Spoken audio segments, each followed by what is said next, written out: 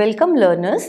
Today we are going to speak about women, conflict and peace, understanding its interlinkages.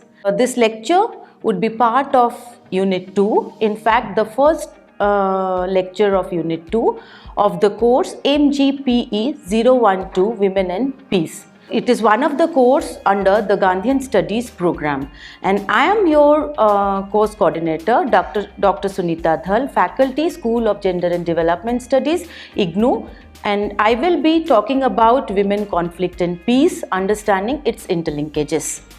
What are the learning outcomes? After watching this video, you will be able to critically analyze conflict situations from a gender perspective. Understand women's role and position in the peace process. Identify key indicators for undertaking research or training program in women and conflict. It can offer a policy perspective to understand the interlinkages between women, conflict and peace. So the Unit 2 primarily talks about women as survivor, beneficiaries and part of the peacemaking process.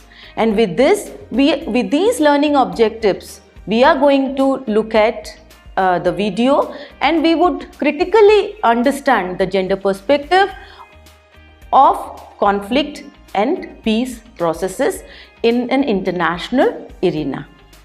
Conflicts can provide women with opportunities to break out of stereotypes and stifling societal patterns.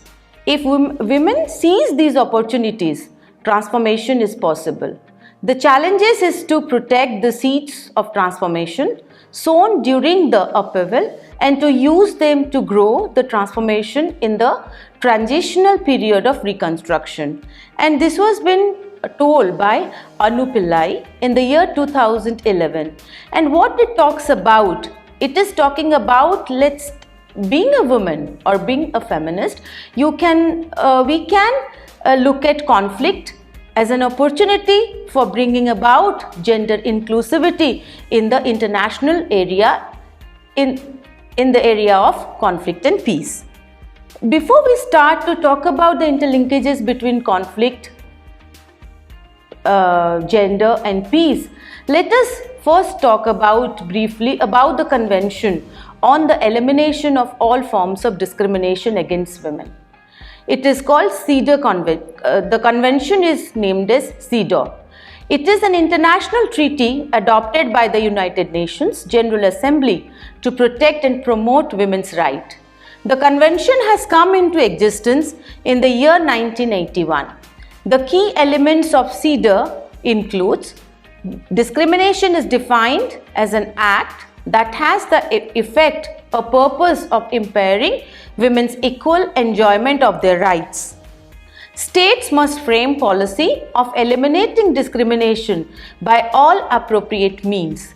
This includes not just repealing discriminatory laws, but also ensuring that no action or practice of the state or any private person, organization or enterprise discriminates against women. In fact, this is the first convention which speaks about gender discrimination in an international platform like United Nations.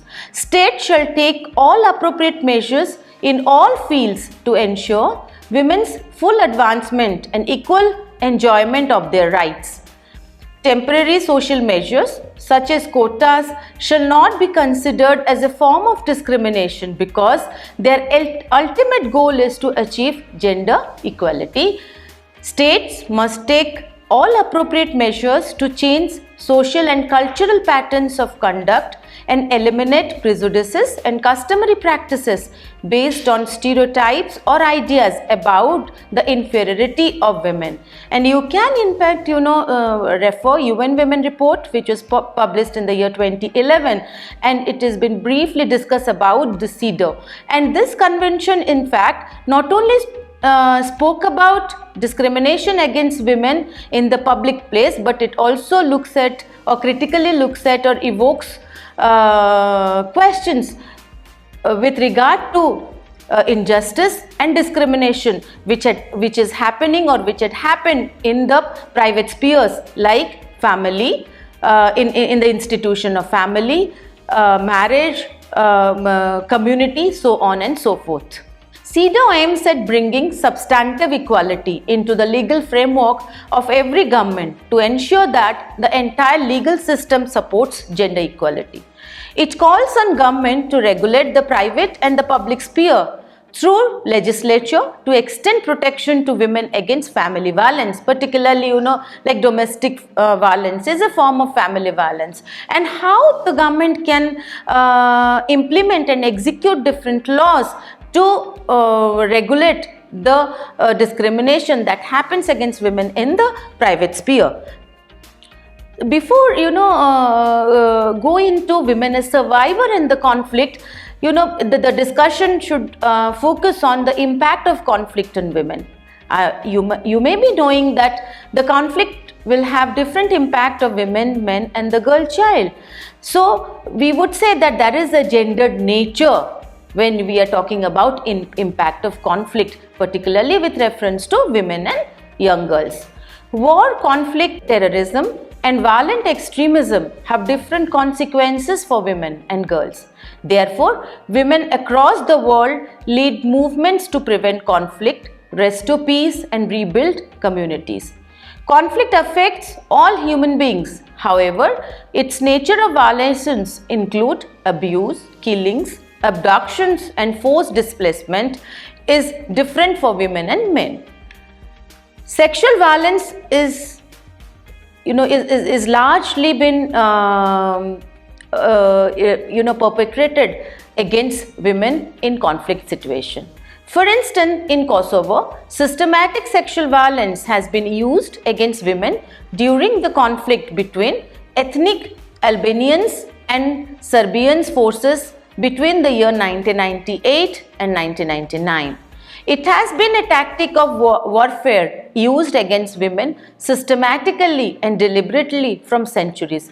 Not only today, but if you really look at the past experiences, you could see that across the globe, sexual violence has been used as a tactic or strategic tactic in the warfare which was against women. It creates shame and stigma and also used against communities to destroy its social and cultural fabric. So even if the communities are also being targeted on the basis of sexual, using sexual violence as a form of strategy in the warfare or in the community conflict situations. The UN report, that is In Pursuit of Justice, stated that during conflict, men are more likely to be killed. However, women are singled out for sexual violence and abuse. So now in this statement, in fact, you can see that how the nature of violence differs in relation to gender. In Sierra Leone, some men reported sexual violence, but all cases of rape and sexual slavery were reported by women before the Truth and Reconciliation Commission. The incidents of sexual violence against women and girls are not fully documented, but its scale is vast across the globe. We know that, when you're talking about nature of violence against women in not everyday situation and with particular to conflict, it is very complex in nature, and therefore many of the times you could see that the sexual violence against women is often not been reported. Therefore, it is, the research have shown that how the documentation of sexual violence against women and girls is weak or is less when it comes to conflict zones. In Rwanda, it was estimated that between 250,000 and 500,000 women were raped in the year 1994 genocide. In Bosnia and Herzegovina, between 20,000 and 60,000 mostly Muslim women were subjected to sexual violence in rape camps. Even if when there is a mass displacement or forced displacement and women are being placed in rape camps, you could see that how again, the members of the community also target women in terms of sexual violence and abuse for women, against women and girls. Sexual violence against women and girls is normalized during conflict and post-conflict context. It is something, when you occupy a female body, it is, in some sense, there is a construction that when there is some sort of conflict between communities, or there is ethnic violence, or caste violence, so sexual violence is a form of tactic used, and this tactic is been normalized in conflict situation. Sometimes the level of violence against women has increased during the post-conflict context as well.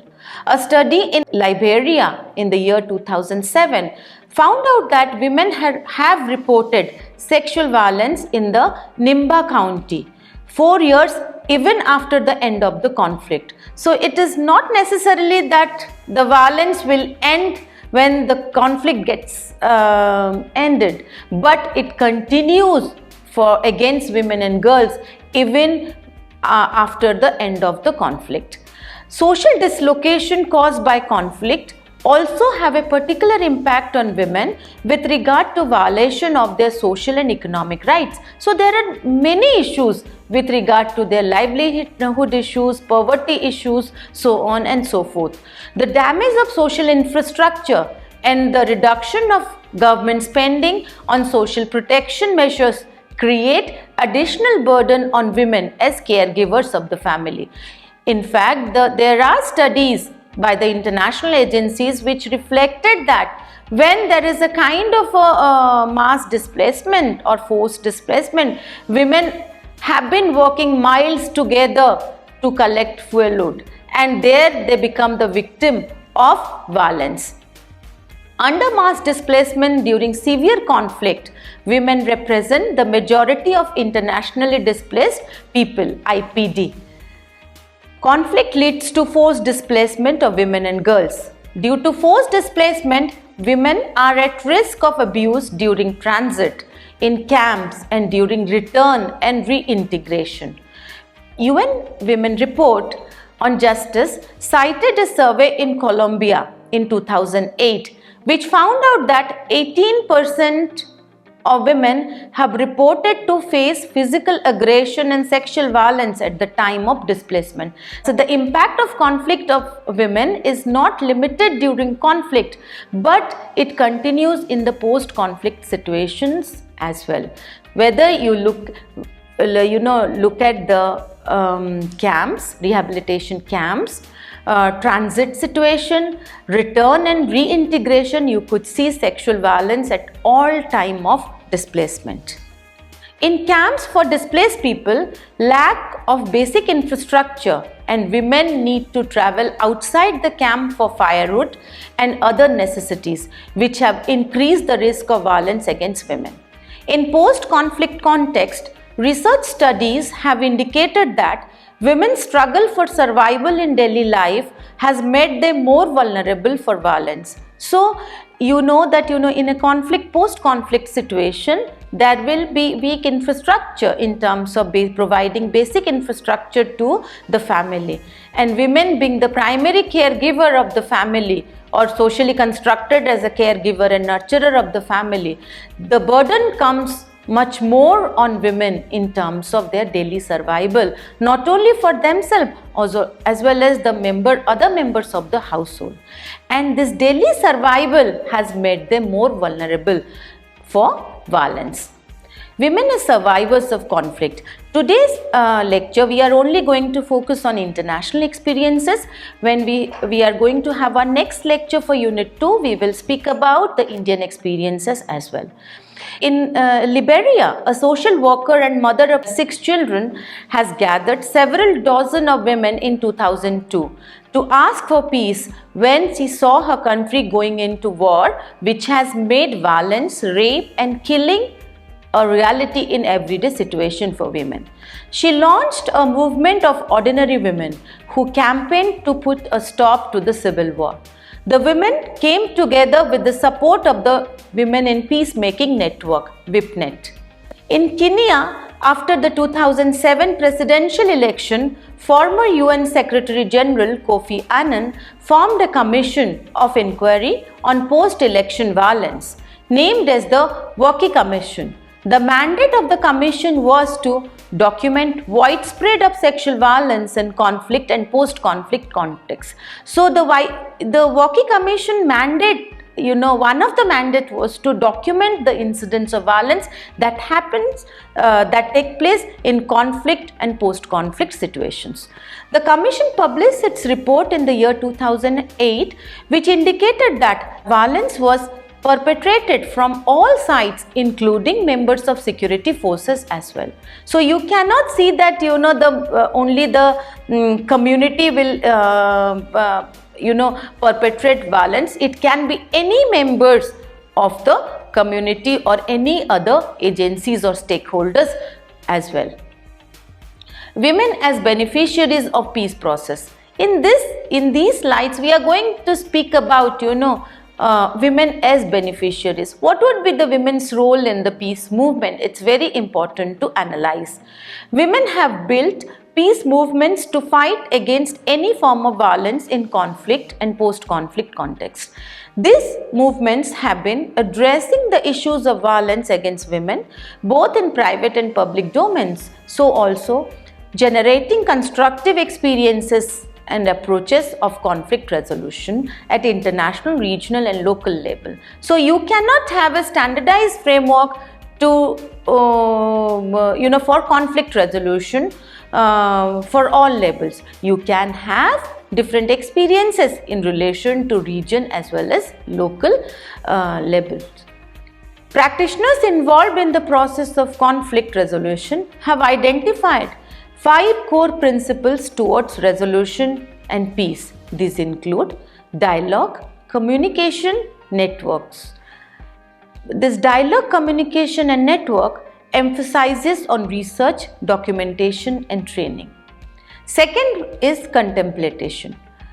It provides platforms for debate and discussions. Unless and until we have debates and discussion on the conflict resolution, it is not possible to include or to bring about a gender inclusive peace process. Community life. Like the example of India would be Mohalla Committee movement, which we are going to speak about in our next lecture. Justice, peace and integrity. Possibilities for creating solidarity with most vulnerable communities. This is very important. That it is very important to in fact create possibilities for creating solidarity not only with vulnerable communities but also with other genders or gender from marginalized communities. Solidarity for social and economic justice. Women's rights group have contributed significantly for conflict transformation and identified 3 stages of conflict resolution. These include peace building, peacekeeping and peacemaking. At international level, United Nations Security Council passed the path-breaking resolution 1325 in 2000, which includes recognizing the importance of women's role in peace building. The resolution emphasized the need for women's equal and full participation in the peace building process for maintaining peace and security. This resolution 1820 also passed by the Security Council in the year 2008, which calls for taking effective steps to prevent and respond to acts of sexual violence during conflict towards maintaining international peace and security. In 2009, Resolution 1888 laid the foundation for the appointment of the Special Representative of the Secretary General on sexual violence in conflict. Further, the Resolution 1889 called for a strategy to increase women's representation in conflict resolution and decision-making process. Resolution 1960 in 2010 emphasized for designing the monitoring and reporting framework to track sexual violence in conflict. In fact, this is a important significant resolution 1960, which emphasizes for designing or creating monitoring and reporting framework. Unless and until we have continuous monitoring and reporting and documentation of any form of violence against women during conflict, it is not possible to track or document the nature of violence that happens against women and girls. Now we will look at some of the contemporary situation. Like now you all must be thinking the entire world is facing COVID-19 pandemic. So UN Women has brought out some of the work during COVID-19, and particularly I would be referring to the policy brief number 19 on COVID-19 and conflict, advancing women's meaningful participation in ceasefires and peace processes.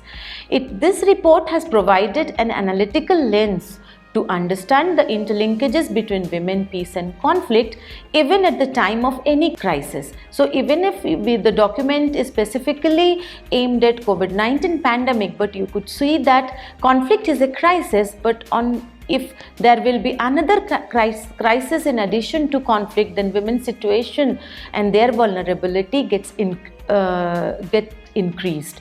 For instance, during this health pandemic in conflict zones, women's access to livelihood and their access to sexual and reproductive health and other services get severely restricted.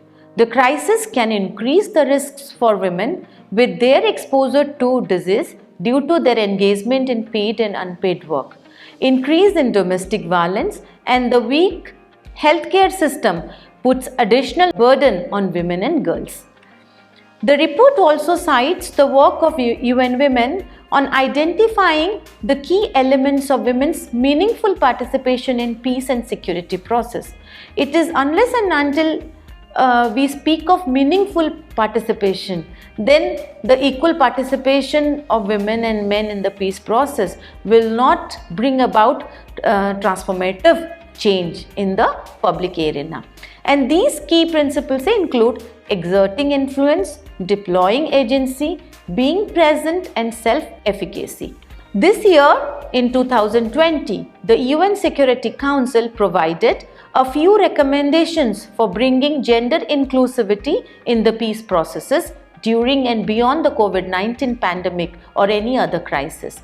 These include continue to call for and support women's meaningful participation in peace negotiations, press for dedicated measures to promote women's meaningful participation in formal negotiations, provide specific support to women on negotiating delegations, increase support to women's civil society organizations, call for the inclusion of gender responsive commitments, support multi-track peace processes, ensure dedicated gender expertise to support the work of peace processes, build more inclusive system. On this account, UN Women and DPPA in partnership are providing financial and political support to women-led civil society organizations and also ensuring the availability of gender expertise to make peace process effective both at local, regional and global levels. I have cited another report, that is the report on gender perspectives and confidence building for inclusive peace. And this report reflected on some of the key recommendations for initiating peace processes, which includes build broader trust in peace processes, shift to strategic gender inclusive multi-track approach. So when we are talking about gender inclusive multi-track approach, it means we are going to have an intersectionality approach to undertake peace processes or to make women participate in the peace processes, because conflict, peace and gender aspects are complexly related with each other. Therefore, we have to have a multi-track approach or intersectionality approach to understand this interlinkage. Invest in evidence-based research. Not only, we have to have an evidence-based research like the field-based research, but this kind of field-based research will help us to document the incidences and scale of violence that happens at local and the global level. Undertake gender responsive conflict analysis. This is a very important tool and which will support women's meaningful participation. And these are some of the references, and which you can always refer to these references online as well as offline. And so, in this lecture, we have particularly discussed about women as survivor, beneficiaries, and as peacemakers in an international arena. So what are the international initiatives in terms of policy progress as well as in terms of research that we discuss in today's lecture? And I hope you would enjoy listening to the lecture. Thank you.